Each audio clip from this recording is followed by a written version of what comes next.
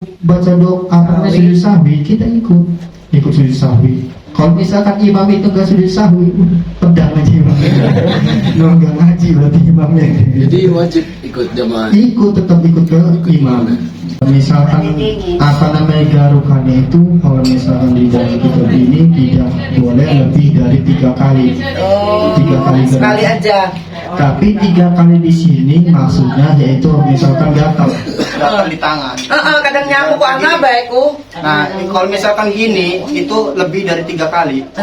Kalau misalkan gimana? Kalau misalkan biar sekali aja tempelin tangan gini, digaruk. Misalkan gatal gini, tempelin tangan digaruk gini. Jangan sampai gini-gini. Nah, ini kan berarti geraknya anggota tangan ya semua. Iya, 3 kali. Gini aja ya. Boleh lebih dari 3 kali, tapi jangan Bergerak beruntutan. Ya, misalkan 1 kali seret, nanti ketika rokat kedua gatal lagi, garuk lagi nggak masalah. Nanti rokat ini masih gatal lagi nggak masalah. Harus Jeda, tidak boleh langsung berulang-ulang. Masih gatal lagi berobat. Misalnya contoh sholat isya 4 rakaat. Nah dalam sholat itu kita rakaat kedua atau ketiga kita lupa. Itu kita rakaat keberapa? Itu dilanjut atau ulang? Itu dilanjutin. Kalau bisa ditambahin 1 rakaat. Kayak misalkan kita bingung, ini 2, 3, ambil yang paling banyak. Ambil yang paling banyak. Ambil yang paling sedikit. Misalkan 2, 3, nah udah ambil 2 aja. Ambil 2 ditambah 1 rakaat itu. Ketika beres kita sujud sahwi. Beres selesai sujud sahwi. Salat subuh tidak membaca doa kunut, maka kita harus sujud sahwi. Sujud sahwi itu ketika kita tahiyat akhir, duduknya jangan duduk kayak tahiyat akhir, tapi duduk biasa. Kayak apa namanya? Tahiyat awal gini biasa. Baca tahiyatul beres kan, sujud lagi.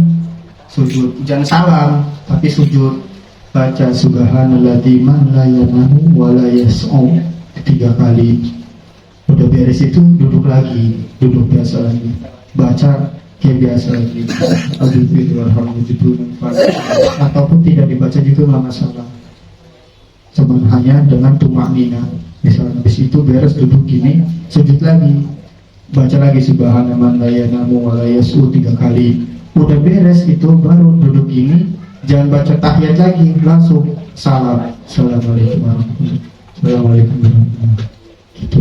Kalau misalkan lupa ataupun nggak pakai doa kunut, ataupun sunnah yang lain, kayak misalnya kita nggak baca tahiyat awal, nanti dijelasin ada apa namanya sunnah abad. Kalau misalnya kunut itu terbagi menjadi 2, ada kunut tartib. Ada kunut tartib, ada kunut nazilah. Kalau kunut tartib, ketika kita meninggalkan kunut tersebut, maka kita harus sujud sahwi. Mana kunut tartib? Yaitu kunut sholat subuh. Yang kedua yaitu kunut ketika setengah daripada bulan puasa, sholat witir tuh. Kan ada kunut. Nah, ketika kunut, sholat taraweh, ketika sholat witir kita tidak membaca kunut, maka harus sujud sahwi karena itu disebut dengan kunut tartib. Nah, kalau kunut nazilah, ketika kita meninggalkan kunut tersebut maka tidak sujud sahwi. Apa ketika kunut nazilah itu? Seperti ketika ada bala atau berbahaya, misalkan kemarin itu kan ada corona, covid kemarin itu kita menggunakan kunut kan, kadang ada yang pakai kunut sholat subuh ataupun sholat Jumat kan biasanya itu, sholat maghrib ada yang menggunakan kunut. Nah itu disebutnya kunut nazilah. Ketika lupa imam maka tidak perlu sujud sahwi karena itu disebutnya kunut nazilah. Jadi kunut ada 2, yang pertama kunut nazilah, yang kedua yaitu kunut tartib. Kunut tartib yaitu sholat subuh, dan kunut kunut ketika sholat taraweh di pertengahan puasa itu disebutnya kunut tartib. Maksudnya tartib itu ya memang udah berurutan, ketika waktu subuh ya kita kunut gitu. Kalau sholat kunut nazilah ya ketika ada bala doang. Kalau kunut tartib ya sholat subuh, walaupun itu hari Senin kan ada subuh. tetap kita kunut, maka itu kunut tartib. Kalau kita lupa, maka kita sujud sahwi. Nah itu. Tapi kalau kita sholatnya tempat orang yang nggak kunut, Kalau itu tidak masalah, tidak masalah. Kalau misalkan kita sholat subuh, kita Di jalan, ikut di di jalan. tempat misalkan di ada tuh di rumah sakit DKT, rumah sakit DKT itu kan ikut sholat subuh. Nah imam tersebut tidak membaca doa kunut, tapi kita ikut aja, tidak usah baca sujud sahwi lagi, nggak usah, karena itu adab daripada bermadhab. Itu adab maksudnya. Tidak boleh kita ketika orang itu tidak baca kunut, kita ini tiba-tiba kita sujud sahwi aja, nggak boleh. Itu etika atau adab ketika bermadhab. Karena kita mempunyai madhab yang namanya Imam Syafi'i. Ada muridnya Imam Syafi'i yang bernama Imam Hambali.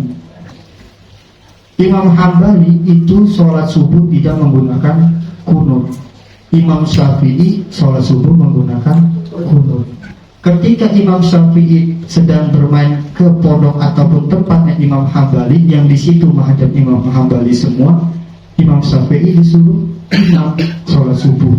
Nah kan Imam Syafi'i kan subuhnya kunut, Imam Hambali nggak kunut.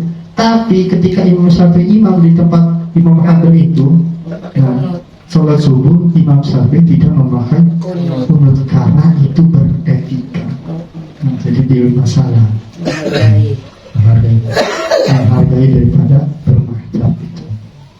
Tad, kalau sujud sahwi itu kalau misalnya imamnya ya yang ini lupa apa gimana gitu, itu kalau lagi jamaah apa ngajak jamaahnya juga?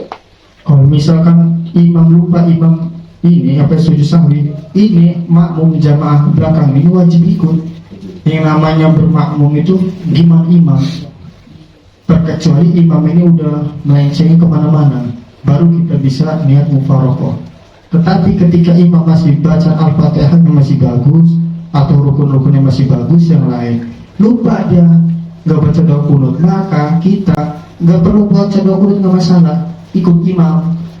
yang salam itu salam. Tetapi ketika imam itu baca doa sujud sahwi, kita ikut sujud sahwi. Kalau misalkan imam itu nggak sujud sahwi, pedang aja imam. Nggak ngaji berarti imamnya. Jadi wajib ikut jamaah. Tetap ikut ke imam.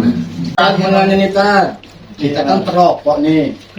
Kata aku Di sarung tuh kena perhatikan api rokok. Bolongnya di paha. Tapi dia cuma pakai celana dalam aja, nggak pakai Hawaii sholatnya. Nah, di akhir sholat, atahiyatul akhir itu, tiba-tiba terlihat nih si bolong ini di bagian paha, kan terlihat tuh aurat tuh. Nah, itu gimana sholatnya, dilanjutin atau ulang lagi tuh? Nah itu batal sholatnya, udah jelas. Karena pembatasan daripada bolong, kalau kata ulama dari Imam Rafi'i tersebut, golongan ulama akhirin, itu bolongan itu dibatasinya hanya dengan kedelai itu yang tempe itu, kedelai ya. Kalau misalkan melebihi itu atau lebih gede, maka itu tidak dimaafkan. Tetapi kalau misalkan lebih kecil daripada ini, kedelai itu masih dimaafkan. Kalau misalkan gede bolongan itu segini, Kita mah belajar motor. Jatuh. bulat segini lah, sekelereng lah, kalau misalkan percikan rokok tuh biasanya kan kecil. agak kecil. Kemungkinan Kalau kepercikan misalkan arang. agak gede, ya ke tempe itu tuh, kata kedelai itu. Kalau misalnya lebih kecil dari itu masih bisa dimaafkan. Tapi kalau misalkan Segede kelereng. jelas nampak kelihatan daripada kulit kita tersebut, maka itu batal sholatnya.